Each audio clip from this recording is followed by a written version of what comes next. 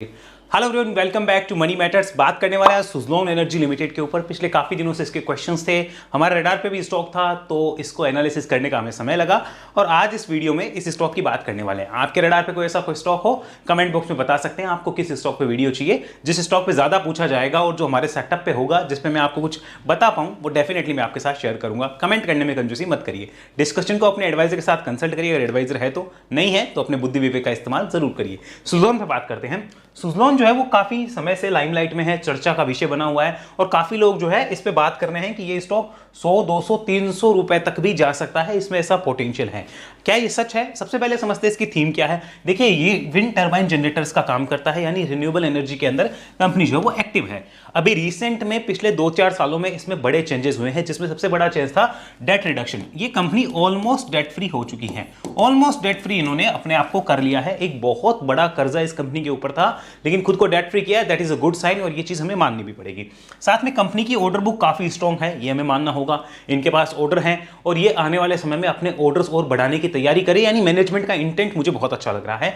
Management में जो है कंपनी के सीईओ जो है उनमें चेंजेस हुआ है। कंपनी के फाउंडर जो थे उनकी डेथ हो चुकी है लास्ट ईयर या उससे 1 ईयर पहले हुई थी, मुझे एग्जैक्ट डेट नहीं पता, लेकिन मैनेजमेंट में चेंज हुआ है, नए सीईओ आए हैं। उनका भी इंटेंट अलग है कि कंपनी को वापस से अपने पटरी पे लाया जाए और कंपनी आगे अपने भविष्य को सुधारने पे काम करे, जिससे शेयर होल्डर की वेल्थ क्रिएट हो। ये सीईओ का मोटिव भी अच्छा लगता है। थीम जो है वो अभी चल रही है रिन्यूएबल एनर्जी की, क्लीन एनर्जी की, या फिर आप कह सकते हो विंड पावर की। ये जो है वो थीम चल रही है, तो इस थीम का बेनिफिशियरी सुज़लोन भी होता हुआ नजर आ रहा है।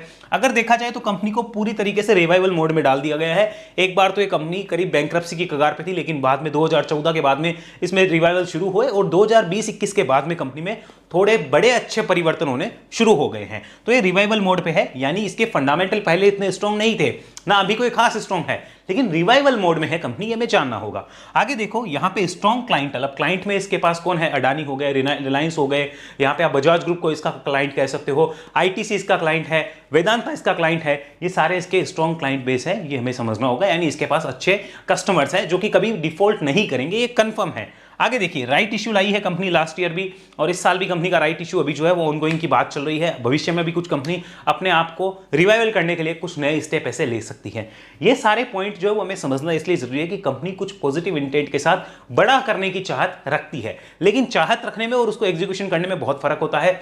कम से कम ये तो क्लियर हुआ कि कंपनी का इंटेंट क्लियर है। सबसे पहले तो इच्छा ही होगी कि इच्छा है कि नहीं है, फिर उसका एग्जीक्यूशन होगा और फिर उसका रिजल्ट मिलेगा। तो इच्छा तो कंपनी की काफी है, एग्जीक्यूशन का प्रोसेस भी चलता हुआ नजर आ रहा है। रिजल्ट देख लेते हैं क्या आते हैं। तो सबसे पहले ये देखते हैं कि स्टॉक की पिछली 1 साल की जर्नी क्या है, ये मैं आपको समझाना चाहता हूं। यहां पर देखिए, स्टॉक लास्ट ईयर लगभग 9 रुपए 10 रुपए के आसपास ट्रेड कर रहा था मई के अंदर, अप्रैल मई में, और वहां से स्टॉक ने 50 रुपीज तक के हाईज को जो है वो टच किया है। यानी कि आप कह सकते हो 5 to 6 टाइम्स कंपनी ने अच्छे रिटर्न्स दिए हैं पिछले 1 साल के अंदर। और अभी स्टॉक जो है पिछले 2-4 महीने से आपको कंसोलिडेट करता हुआ नजर आ रहा होगा, जहां पे कोई बड़ा मूवमेंट नजर नहीं आ रहा, स्टॉक कंसोलिडेट करता हुआ हमें दिख रहा है। सबसे पहले इसके फंडामेंटल को देखते हैं, फिर हम चर्चा करेंगे कि एक्चुअल में इसकी अभी आज की डेट की पोजीशंस एक्चुअल में है क्या। तो सबसे पहले देख लेते हैं सुज़लोन के फंडामेंटल्स। तो अब हमारे सामने चल रहे हैं सुज़लोन के फंडामेंटल में बेसिक लेवल फंडामेंटल देख रहा हूं मैं, इन डेप्थ एनालिसिस नहीं कर रहा, क्योंकि उसका कोई अंत नहीं है। सुज़लोन के ऊपर इतना बोला जा सकता है। सबसे पहले समझिए, कंपनी 55,000 करोड़ की मार्केट कैप रखती है। बहुत से लोगों को लगता है पेनी स्टॉक है, हाँ प्राइस के टर्म्स में देखोगे तो वो पेनी है, बट मार्केट कैप के टर्म्स में ये पेनी स्टॉक नहीं है। 55,000 करोड़ की मार्केट कैप है, यानी स्टॉक को अगर यहां से डबल भी होना है तो स्टॉक लगभग 1,10,000 करोड़ की मार्केट कैप हो जाएगी। इस बात को समझ के देखो, यानी 1 लाख करोड़ से ऊपर की मार्केट कैप सुज़लोन रखेगा अगर डबल होता है तो उसको डबल होना इतना आसान नहीं होता है। उसके लिए कुछ रिजल्ट्स होने चाहिए, ग्राउंड पे चीजें होनी चाहिए, तब जाके स्टॉक डबल होंगे इस मार्केट कैप पे आने के बाद। यहां समझिए, स्टॉक का पी अभी हाई चल रहा है 113। साफ सी बात है, अगर फ्यूचर में ग्रोथ चाहिए तो भैया तुम्हारे रिजल्ट स्ट्रॉन्ग आने चाहिए, वरना ये पी वैल्यूएशन पे जस्टिफिकेशन मिलना काफी मुश्किल हो जाता है। आरओसी वैसे ठीक ठाक है, बट पी को लेकर जस्टिफाइड नहीं की जा सकती। अगर इसी पी को इंडस्ट्री के साथ कंपेयर किया जाए तो 41 के लगभग आ रही है, तो किसी भी तरीके से हम ये नहीं कह सकते कि सुज़लोन अंडर वैल्यूड है। चार्ट पे बात अलग हो सकती है, चार्ट पे हो सकता है मोमेंटम हो, फंडामेंटली हम उसको अंडर वैल्यूड कंपनी कंपनी नहीं कह सकते, ध्यान में रखिएगा। बुक वैल्यू सिर्फ 2 रुपए 2.5 रुपए के आसपास की है, जो हमें ध्यान रखना होगा। प्रमोटर्स की होल्डिंग लो है, जो एक नेगेटिव पॉइंट होता है, लेकिन ये होल्डिंग किसके पास गई है वो हमें देखना इंपॉर्टेंट रहेगा। डेट कंपनी के ऊपर नहीं है, that is one of the biggest reason कि ये कंपनी अभी लाइमलाइट में आई हुई है। ईपीएस कंपनी का बहुत कम है, लेकिन ठीक है, कम से कम पॉजिटिव है, दैट्स गुड। यहां पे समझिए अनप्लेज है holding, that is very good. Profit की ग्रोथ कंपनी काफी अच्छी रही है। यहां पे आगे देखेंगे मार्केट कैप टू सेल्स, तो 10 times market cap to sales है, जो कि ओवर वैल्यूएशन की निशानी होती है, अंडर वैल्यूएशन की नहीं होती। लेकिन ध्यान रखिए, जब ये थीम प्ले हो रही है एनर्जी की, रिन्यूएबल एनर्जी की, तो ये फंडामेंटल सारे धरे के धरे रहते हैं, स्टॉक चलता रहता है, उसका मोमेंटम रहता है, और तब आपकी हेल्प सबसे ज्यादा चार्ट करता है, इस बात का ध्यान रखिएगा। पीईजी रेशियो कंपनी का ये भी हमें ओवर वैल्यूएशन की तरफ निशानी दिखाता है। तो ये बेसिक लेवल फंडामेंटल के बारे में हमें पता चलता है। अब चलते हैं आगे की बात करते हैं कि आगे क्या हो सकता है। यहाँ पे आप ध्यान से देखिए, स्टॉक जो है फिलहाल आपको इसके क्वार्टर रिजल्ट को देखना होगा, ये समझने की कोशिश करिए। स्टॉक ने दिसंबर क्वार्टर में लगभग 1560 करोड़ की सेल्स करी, और वहां पर कंपनी का प्रॉफिट रहा लगभग 203 करोड़ का। अब सबसे बड़ी चीज क्या थी यहां पर, और आज से 3 साल पहले आप समझने की कोशिश करिए, यहां पे कंपनी की सेल्स हो रही थी 955 करोड़ के लगभग, और यहां पर देखिए इंटरेस्ट कितना जा रहा था, 195 करोड़ का। इंटरेस्ट की मार लगातार पड़ रही थी, जो देखिए इन्होंने एकदम टोटल बंद कर दी, और इंटरेस्ट अब इनके नहीं लग रहा। रीजन क्या है, कंपनी डेट फ्री हो चुकी है। तो ये सबसे बड़ी चीज होती है कि आपके प्रॉफिट को जो इंटरेस्ट होता है वो खा जाता है, लेकिन जब इंटरेस्ट नहीं होता तो आपका प्रॉफिट 248 करोड़ का जो ऑपरेटिंग प्रॉफिट है वो 200 करोड़ के नेट प्रॉफिट में बदलता हुआ नजर आता है। वही आप यहां देखिए 136 करोड़ का हमारा ऑपरेटिंग प्रॉफिट होता है, लेकिन यहां पे नेट प्रॉफिट में आपको लॉस देखने को मिलता है। रीजन क्या था, इंटरेस्ट, ये सबसे बड़ा रीजन था। तो ये जैसे जैसे कम हुआ है, स्टॉक के लिए उतनी ही पॉजिटिविटी निकल के आई है। पिछले कई क्वार्टर से देखिए कंपनी की सेल्स मेंटेन है, हालांकि यहां बड़ी ग्रोथ नहीं है बट मेंटेन है। ईयर ऑन ईयर बेसिस पे देखा जाए तो यहां पे काफी अच्छी ग्रोथ हमें देखने को मिलेगी in terms of profit, in terms of sales, वो चीज आपको दिख रही होगी। और उसमें भी सबसे बड़ा आप रोल देखिए, 15% मार्जिन थे, 215 करोड़ की यहां पे ऑपरेटिंग प्रॉफिट थी, और उस ऑपरेटिंग प्रॉफिट में देखिए यहां पे इंटरेस्ट का बाइट लग रहा था, वो इंटरेस्ट का बाइट खत्म हो गया है। तो यहां पर आपको 78 की जगह 203 करोड़ का प्रॉफिट देखने को मिल रहा है। तो ये हमें पता चल रहा है प्रॉफिटेबल बिजनेस है, दैट्स गुड। जो कि लॉस मेकिंग कंपनी थी, प्रॉफिट मेकिंग हो चुकी है। अब पीछे की हिस्ट्री उठाइए, आप यहां पे देखिए, पहले 6000 करोड़ की सेल्स ट्रेलिंग 12 मंथ में, और यहां पर नेट प्रॉफिट 700 करोड़ का नेट प्रॉफिट आपको दिख रहा होगा, ये बहुत अच्छा है। अब यहीं पे आप पीछे जाके देखिए, कंपनी ऐसी सेल्स पहले भी कर रही थी क्या, तो आंसर इज यस, पहले भी ऐसी सेल्स हो रही थी। लुक एट दिस, ऐसी सेल्स तो कंपनी पहले भी ला रही थी, लेकिन वहां पर आप ऑपरेटिंग प्रॉफिट को देखिए, नेट प्रॉफिट को देखिए, यहां पे लॉसेस आ रहे थे। और लॉसेस में सबसे बड़ा रीजन क्या था, ये महाराज इंटरेस्ट भैया कह रहे थे जो भी ला रहे हो इधर दे दो, हम खाएंगे, और ये सारा प्रॉफिट जो वो ईट कर जाता था। तो यहां पे कंपनी के पास कुछ बचता नहीं था। जैसे ही डेट रिडक्शन कंपनी का हुआ, तो यहां पे प्रॉफिट कंपनी के पास घर में बचने लगा। और अगर आप ध्यान से देखेंगे पिछले कुछ सालों में, तो ये प्रॉफिट सबसे अच्छा प्रॉफिट माना जाएगा। बहुत से लोग इसे प्रॉफिट मान सकते हैं, लेकिन ये प्रॉफिट नहीं है। आप ध्यान से देखिए, दिस इज अदर इनकम। तो अदर इनकम को हम उस प्रॉफिट में काउंट नहीं कर सकते, जो कि प्रॉफिट एक्चुअल में ऑपरेशनल प्रॉफिट होता है, उसमें काउंट नहीं होगा।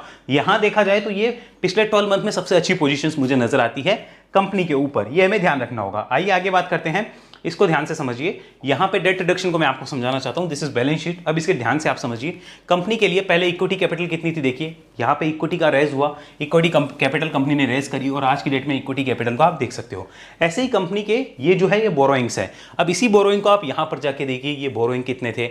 ये डेट रिडक्शन जब कोई भी कंपनी करती है, सॉरी फॉर दैट, ये डेट रिडक्शन जब कोई भी कंपनी करती है, तो उस कंपनी में टर्न अराउंड आना कंपल्सरी होता है। राइट नाउ आप डेट को देखिए कितने रह गए, तो बोरोइंग्स है ही नहीं कंपनी के ऊपर, तो इसलिए इंटरेस्ट की मार नहीं पड़ती और कंपनी की वैल्यू बढ़ के निकल के आती है।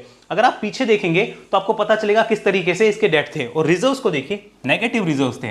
अब वही नेगेटिव रिजर्व्स यहां पे पॉजिटिव में टर्न अराउंड होते हुए दिख रहे हैं। तो यही रिवाइवल होता है किसी भी कंपनी का, जहां पर कुछ बड़ी स्टोरी भी निकल के आ सकती है, लेकिन उस स्टोरी के लिए मैनेजमेंट का इंटेंट सही चाहिए। हालांकि इसका मैनेजमेंट इंटेंट सही है, तो अगला प्रोसेस होता है कि चार्ट क्या बोलता है, वो भी हमें समझना होगा। हालांकि फिलहाल इस पे बात करते हैं अभी कंपनी के शेयर होल्डिंग पे।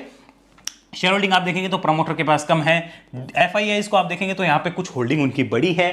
डीआईआईज को देखेंगे तो उनकी भी होल्डिंग कुछ बड़ी है मार्च क्वार्टर में, और पब्लिक की होल्डिंग कम हुई है। बट वेट, पब्लिक पहले 35 लाख शेयर होल्डर्स थे, जो कि अब 43 लाख शेयर होल्डर से ऊपर हो चुके हैं। पहले कितने शेयर होल्डर्स थे, 35 लाख। तो दिसंबर से मार्च के बीच में 8 लाख नए शेयर होल्डर्स आए हैं, 8 लाख नए पैन कार्ड इस कंपनी में एंटर कर चुके हैं। सोच के देखो, उन्होंने इसको माल भर भर के उठाया। बेचा किसने था, यहां पे बेचा भी पब्लिक ने ही था। तो ऐसा नहीं था प्रमोटर ने कुछ बेचा, नहीं बेचा, एफआईआईज ने उठाया, डीआईआईज ने उठाया, पब्लिक ने ही बेचा और पब्लिक ने ही 8 लाख नए शेयर होल्डर्स को एंट्री दे दी है, ध्यान रखिएगा। ये सारी चीज हुई। आगे आगे बात करते हैं, कंपनी के प्रोडक्ट को आप समझिए और मार्केट शेयर को समझिए। 33% market share wind installation segment के अंदर कंपनी का है, ये डाटा हमारे सामने प्रेजेंट है। आगे बात करते हैं product wise breakup. Wind turbine generators में 62% का कंपनी रिवेन्यू कंट्रीब्यूट होता है, ऑपरेशन एंड मेंटेनेंस से 32% और F&F से 5% और अदर से लगभग 0.1% का रिवेन्यू कंट्रीब्यूशन है। अगर इसी को लोकेशन वाइज में समझा जाए तो इंडिया से 95% की रिवेन्यू कंपनी लेके आती है और अदर और यूरोप से लगभग 1-2% की रिवेन्यू कंपनी क्लॉक करती है। आगे देखिए यहाँ पे ऑपरेटिंग प्रॉफिट ब्रेकअप। एक्चुअल में प्रॉफिट इसका 95% आता है ऑपरेशन एंड मेंटेनेंस सर्विसेज से, जो हमें डाटा मिल रहा है। विंड टर्बाइन से 2% और अदर से 2% के आसपास का प्रॉफिट जो है कंपनी लेकर आती है। ये सारे बेसिक लेवल फंडामेंटल डाटा हुए। अब चार्ट पे चर्चा करते हैं, देखते हैं कि वहां पिक्चर क्या आती है। सो लेट्स डू चार्ट पे चर्चा।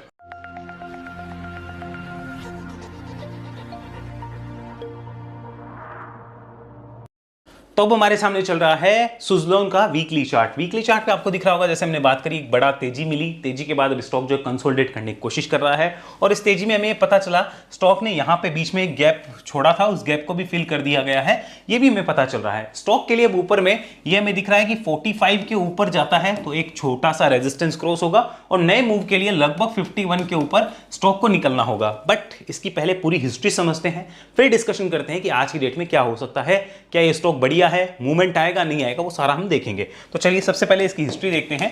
हिस्ट्री के लिए हमें चलना होगा मंथली चार्ट पे।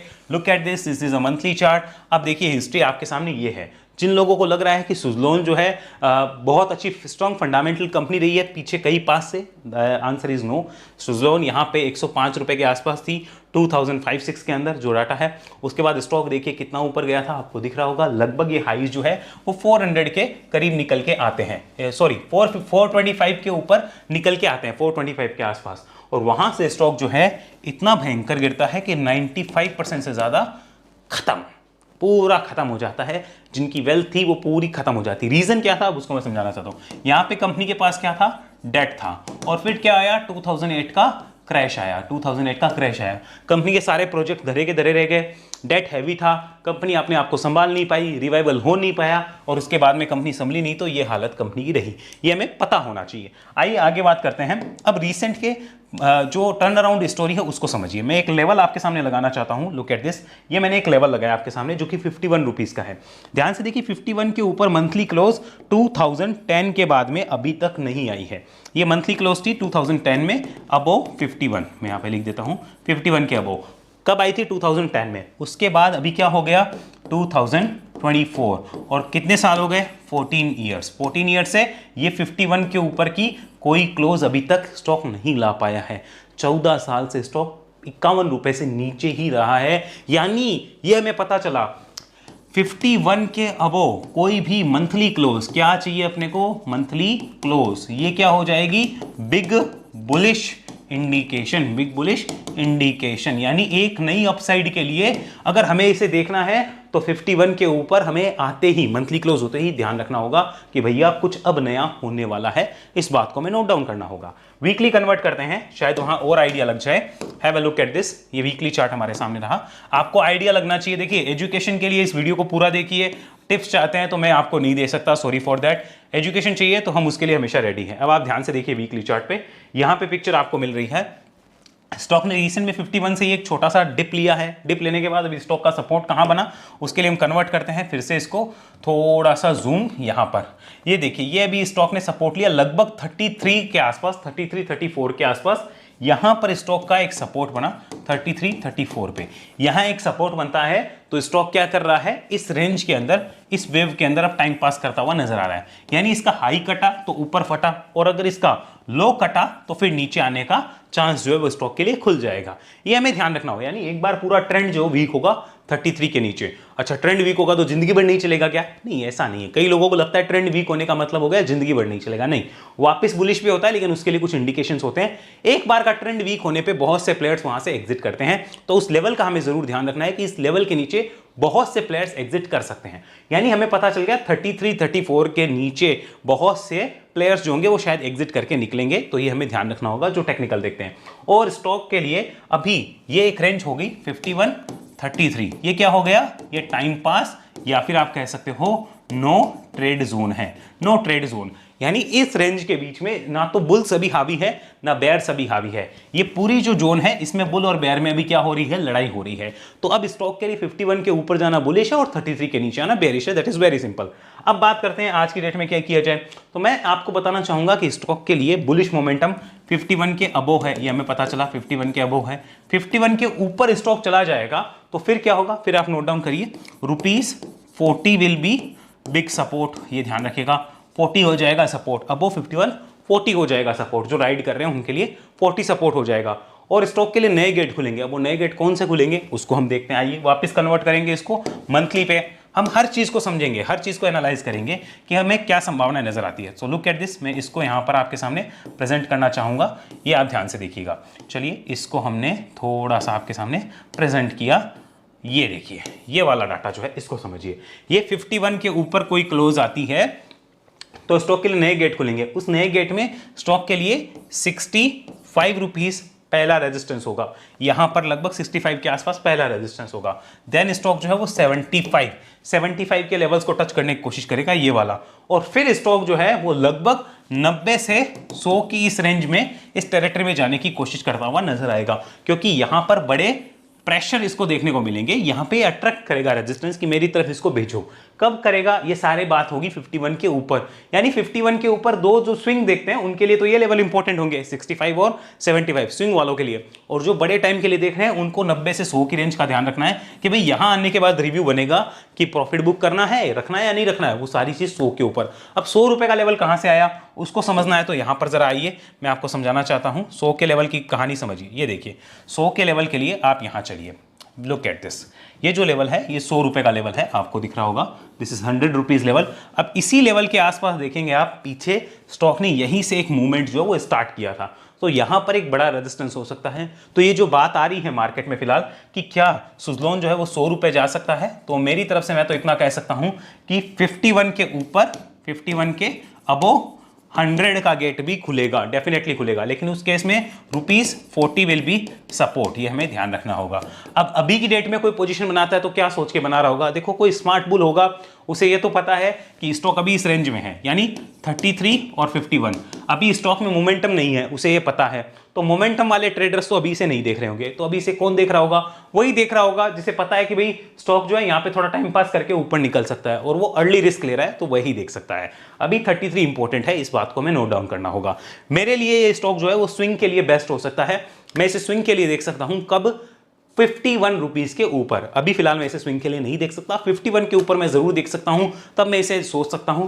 फिलहाल स्टॉक शायद टाइम पास करता हुआ कुछ टाइम के लिए नजर आए, और हो सकता है अगर 33 तोड़ दे और उसके बाद में कुछ नए सेटअप बने तो उसके लिए भी हमारे लिए एक बेटर अपॉर्चुनिटी हो सकती है। बट फिलहाल आई डोंट थिंक यहां पर इस टाइम पास जोन में कोई भी मोमेंटम ट्रेडर घुसेंगे, वो नहीं घुसेंगे, ना स्विंग ट्रेडर घुसेंगे। तो यहां पर सिर्फ वही लोग होंगे जो इस बेसिस पे बैठे हैं कि सुज़लोन जो है जल्दी ही 51 के ऊपर निकल सकता है और अच्छा मोमेंटम ले सकता है। तो मैं तो इसमें वेट करने वाला बंदा हूं, मैं 51 के ऊपर शायद इसमें पोजीशंस बनाऊं। फिलहाल मेरे लिए एक बार टाइम पास जोन में है, और स्टॉक छोटा मोटा बुलिशनेस अगर कुछ दिखाता है तो मेरे लिए भी एक अपॉर्चुनिटी बन सकती है। फिलहाल जो सिचुएशन है वो मैंने आपके साथ एक्सप्लेन कर दी है। अगर ऐसी चीज आप भी सीखना चाहते हैं, टेक्निकल एनालिसिस जानना चाहते हैं, समझना चाहते हैं, तो उसके लिए आपको वेब एनालिसिस में आना होगा। डिटेल आपको डिस्क्रिप्शन में मिल जाएगी। किसी टाइप की जानकारी के लिए आप इस नंबर पर संपर्क भी कर सकते हैं। हमारे लिंक से अकाउंट खुला के भी आप हमारे साथ कनेक्ट हो सकते हैं। उसके लिए आपको डिस्क्रिप्शन में डिटेल मिलेगी और पिन कमेंट में भी लिंक मिल जाएगा। चैनल की डायमंड या एसटीपी मेंबरशिप लेना चाहें तो ज्वाइन बटन पर क्लिक करिए, और वेब एनालिसिस के रिगार्डिंग कुछ भी जानकारी चाहिए तो इस नंबर पर संपर्क करिए। वेब एनालिसिस ट्रेनिंग प्रोग्राम है, एक समय में एक इंसान मेरे साथ सीखता है। आप भी सीखना चाहें तो इस नंबर पर संपर्क करके डिटेल्स मंगवा सकते हैं। अगले वीडियो मिलेंगे, तब तक के लिए धन्यवाद। आई होप सुज़लोन के ऊपर आपका व्यू क्लियर हुआ होगा। जो भी मोमेंटम है वो मैंने आपके साथ एक्सप्लेन किया है। फिर भी कोई त्रुटि रही हो तो ध्यान रखिए, हमारे विचारों में मतभेद होना बहुत आम बात है। कोई सेफ प्लेयर होता है, कोई रिस्की प्लेयर होता है, सबके अपने अपने विचार होते हैं। तो मैं आपके विचार का सम्मान करता हूं। मुझे इस बात से कोई दुख नहीं होता है कि आप लोग हमारे विचारों से सहमत हो या ना हो, क्योंकि सबके अपने अपने विचार हैं। तो अगले वीडियो में मिलते हैं, तब तक के लिए धन्यवाद। जय हिंद, जय भारत।